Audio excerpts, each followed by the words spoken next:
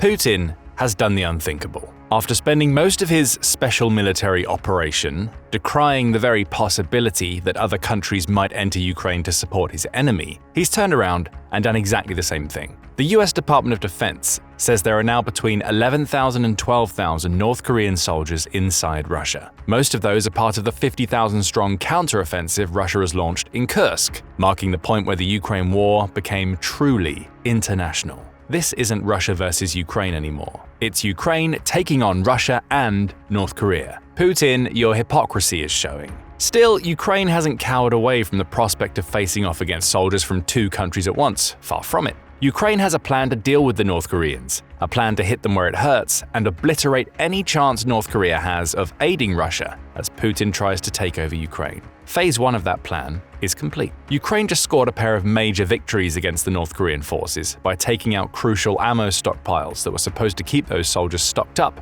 as they fought against Ukraine. In this video, we're going to share all of the details of Ukraine's latest brave moves and what they'll mean for Putin's special military operation moving forward. We start with a question. Just what has Ukraine done to devastate the North Korean forces? Business Insider offers some details. On October 9, 2024, it reported that Ukraine had conducted a successful strike on a huge Russian ammunition depot located in the western Bryansk region. If Bryansk sounds familiar, it's because the region neighbors Kursk, some of which Ukraine has occupied since its successful August 6th invasion of Russian territory. Like Kursk, Bryansk is a potential target for a Ukrainian cross-border incursion. It's also a vital region for Putin. He needs to keep Bryansk under Russian control to enable his counteroffensive in Kursk and to provide his own troops with another route into Ukraine. But back to the Ukrainian strike. Business Insider says that Ukraine claimed to have caused significant fire damage at an ammunition depot in Bryansk. It's believed that the depot was home to Russian missiles and artillery shells. Crucially,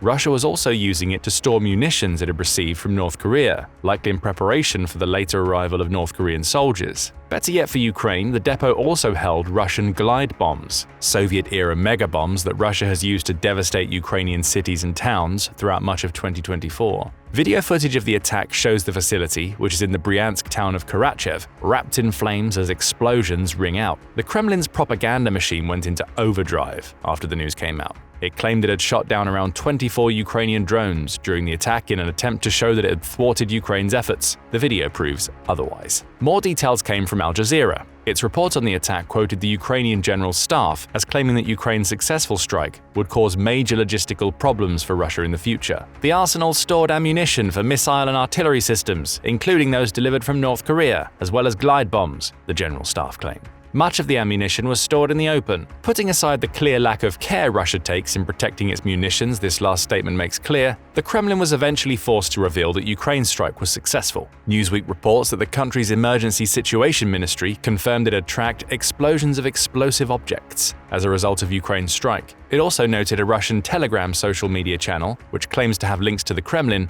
as stating that residents in Karachev saw fire and explosions of ammunition. Russia couldn't hide away from the successful strike once that information started leaking out. Ukraine had just hit it hard. In an instant, it had destroyed a valuable ammunition depot in a direct attack against Russia and North Korea. A Kyiv Post article published in the wake of the strike offers more details. It says Ukraine's target was the 67th GRAU arsenal, with GRAU standing for Main Missile and Artillery Directorate. The depot was approximately 70.8 miles away from the border, meaning Ukraine had come up with a way to strike Russian territory without any of its troops physically crossing the border. Drones were the answer. Ukraine filled the skies with drones that devastated the ammo depot, and having established the success of that approach, it prepared to do it all over again a little under a month later. Drones were the weapon of choice once again, when Ukraine followed up its October strike with a secondary attack, hitting another of Bryansk's ammunition depots. This strike was carried out using drone units that attacked the 1060th Material and Technical Support Center, with the specific target being Russia's 120th arsenal of its Main Missile and Artillery Directorate.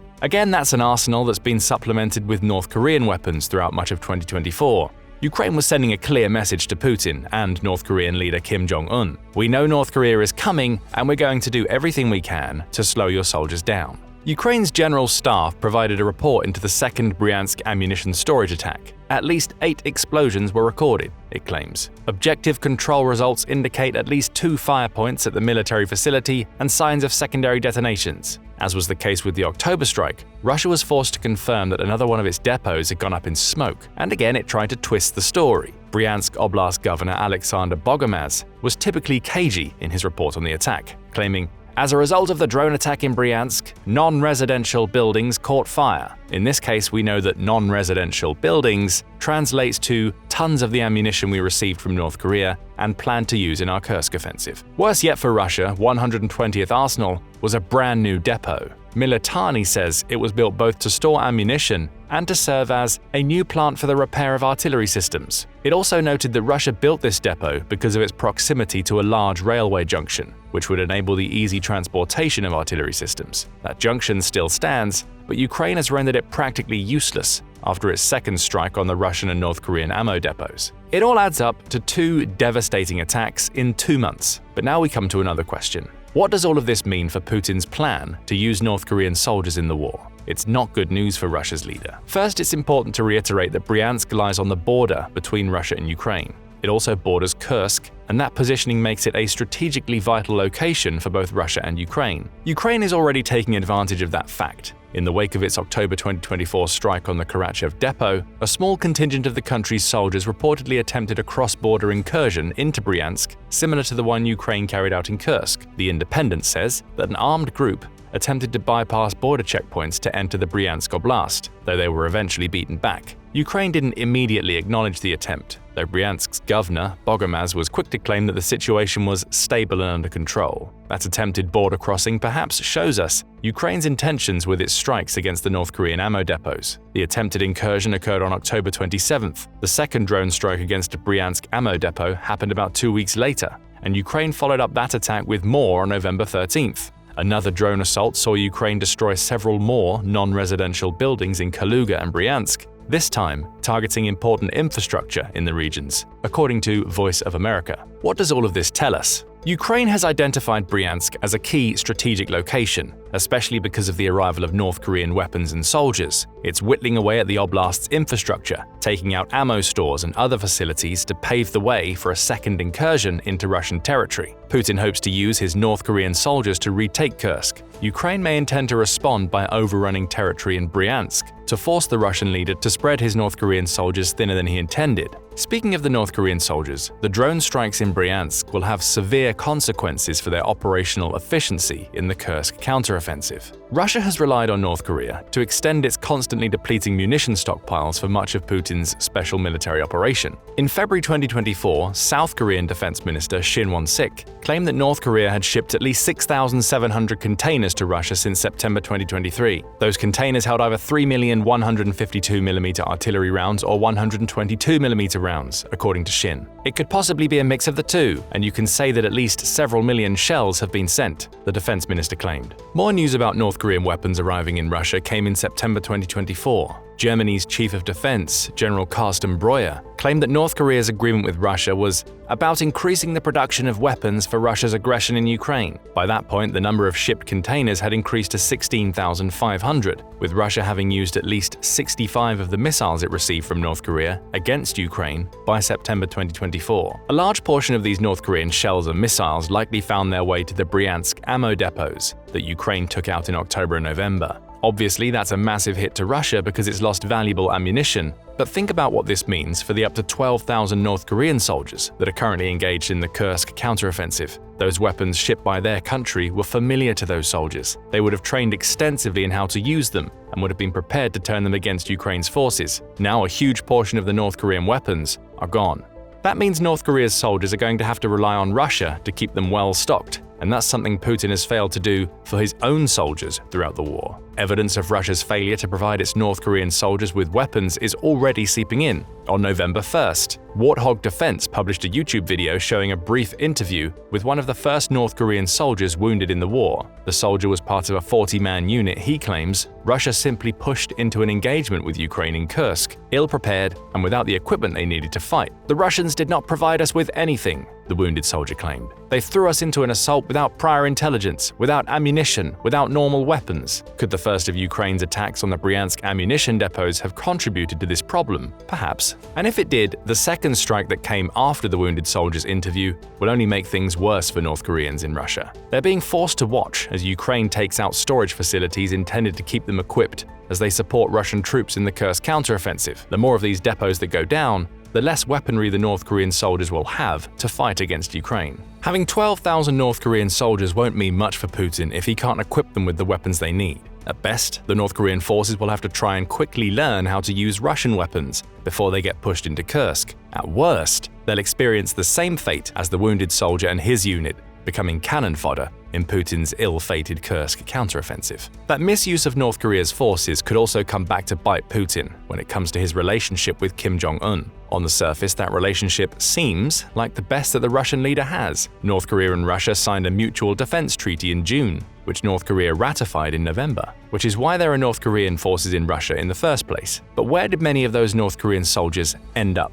Bryansk. At least that's according to the Senior YouTube channel. In its report on the November 9th drone attack on a Bryansk ammo depot, the channel points out that many North Korean soldiers were in the oblast for training. They were supposed to be there, behind the front lines, to learn about Russian military strategy and became familiar with the Kremlin's goals. Instead, they had to watch their own ammunition stores get blown to pieces as Russia's antiquated air defenses failed to stop a rampant drone attack. What do you think that will do to North Korean morale? We may already have some answers to that question. If the wounded soldier mentioned earlier is correct, Russia intends to use its 12,000 North Korean soldiers as simply more bodies to send into Putin's meat grinder. With that and fewer weapons now at their disposal, some North Korean troops are already doing something that Putin would never have expected: running away. On October 15th, just 6 days after Ukraine's first Bryansk depot strike, the Kyiv Independent reported that at least 18 North Korean soldiers had already deserted their positions. Those 18 were spread across the Kursk and Bryansk oblasts. It's not outside the realms of possibility that the North Korean deserters stationed in Bryansk would have seen the first Bryansk strike and decided to get out of Dodge. As for those in Kursk, maybe they saw that Russia intended to send them into a fight they couldn't possibly win,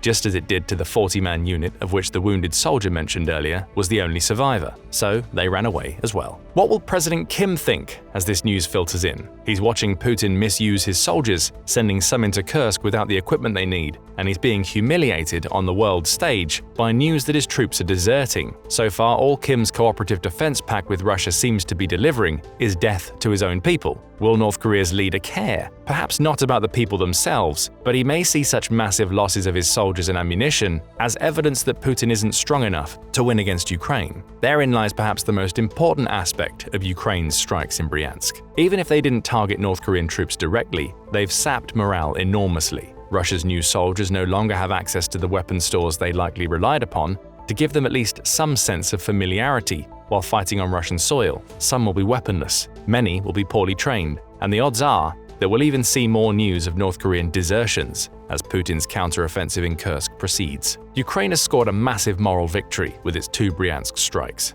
It's now demoralized the North Korean soldiers to the point where they will simply not want to take part in Putin's Kursk counteroffensive. They'll be forced to do so, which means they'll be fighting solely to survive, rather than because they believe in Russia's cause. Ukraine has also shown that it's not going to back down in the face of enormous odds. Where Putin may have been relying on the 12,000 North Korean soldiers to provide the manpower he'd need to make Ukraine submit and leave Kursk, Ukraine has intelligently taken out several key pieces of infrastructure those soldiers will need. Ammo depots are gone, the North Korean forces are weakened. Only time will tell if all of this is enough to help Ukraine maintain the territory it's taken in Kursk, as well as if the damage it's done opens up the possibility of a secondary incursion into Bryansk. If nothing else, Ukraine has shown that Russia no longer trusts that it's capable of defeating Ukraine on its own. And demoralized North Korean troops who no longer have access to weapons and ammunition that their own country sent isn't going to change that. But what do you think about Ukraine's Bryansk drone strikes? Are they as damaging to the North Korean forces as they seem?